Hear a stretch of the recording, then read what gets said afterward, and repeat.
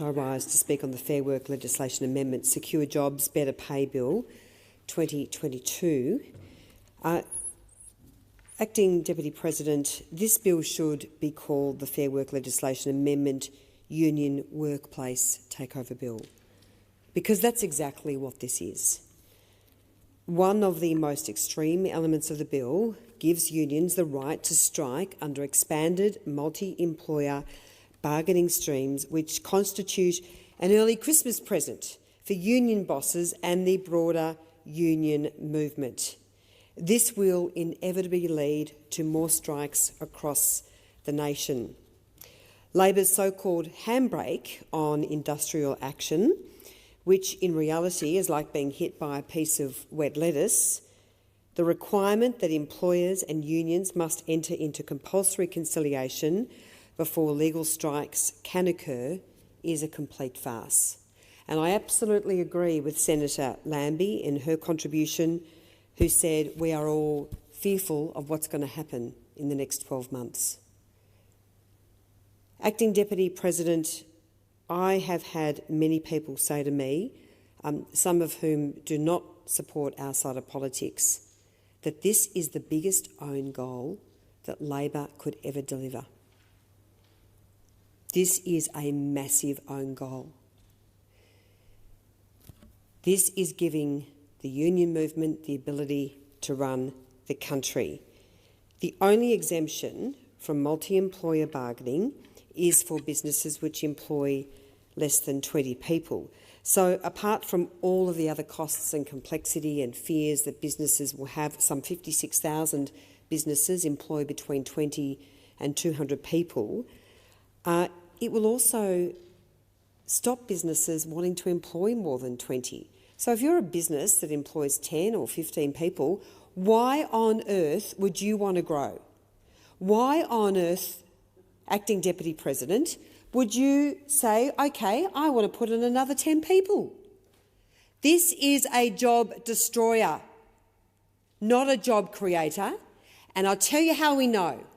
We know because this dirty, rotten plan was not revealed by the Labor Party before the election. If this was such a good policy, and senators know this opposite, if this was such a good policy, Labor would have been championing this policy before the election.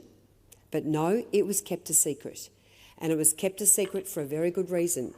Because if Labor had gone out and spoken about the elements of this bill, Labor would not have got elected.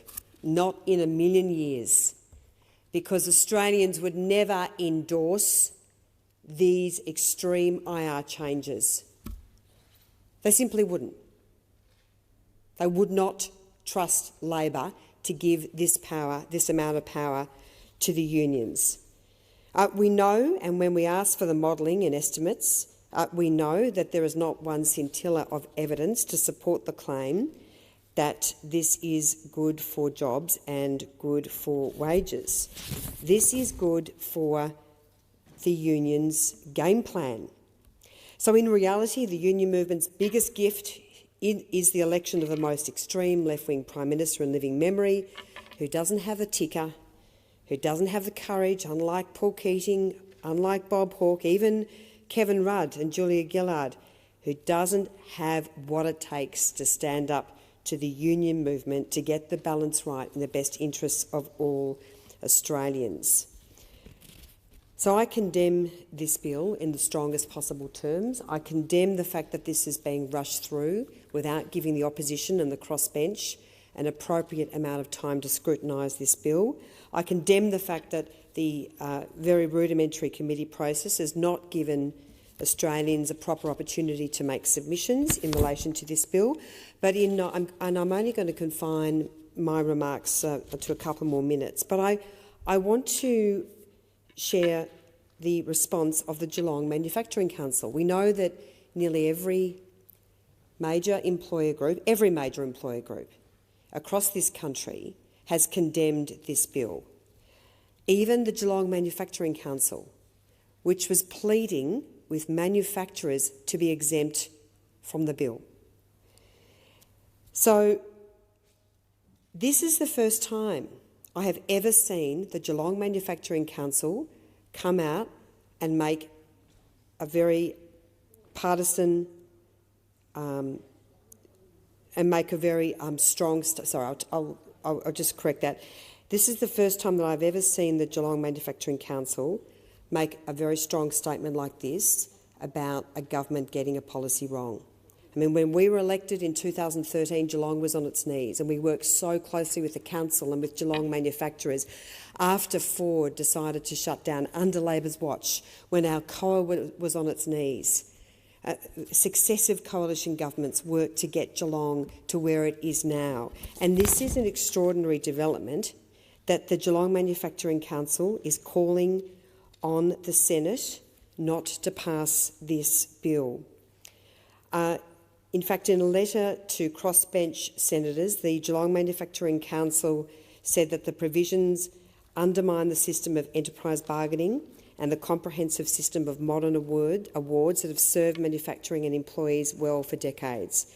The provisions risk unfairly subjecting broad sectors to centralised settings of terms and conditions, reducing individual enterprise-level autonomy and competitiveness.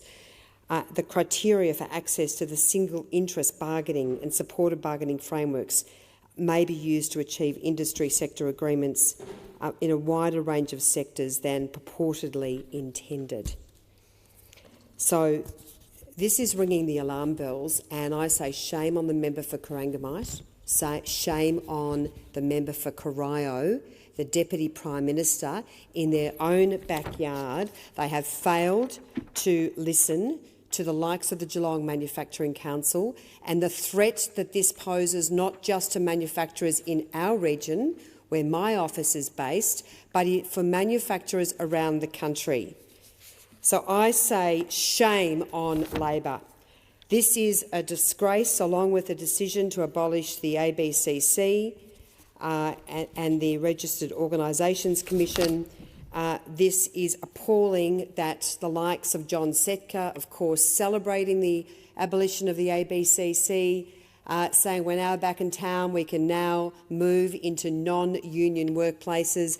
This is the biggest gift for the union movement and the extreme elements of the union movement, but it shows how weak, it shows how pathetic this Labor government is, it shows how weak this Prime Minister is, how weak this Deputy Prime Minister is, who couldn't even stand up for manufacturers in Geelong. This bill is appalling.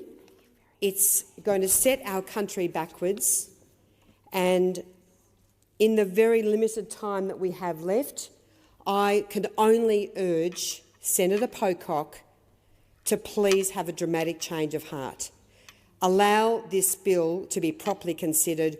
Do not pass this bill this week without much more further work. I absolutely condemn this bill in the strongest terms possible.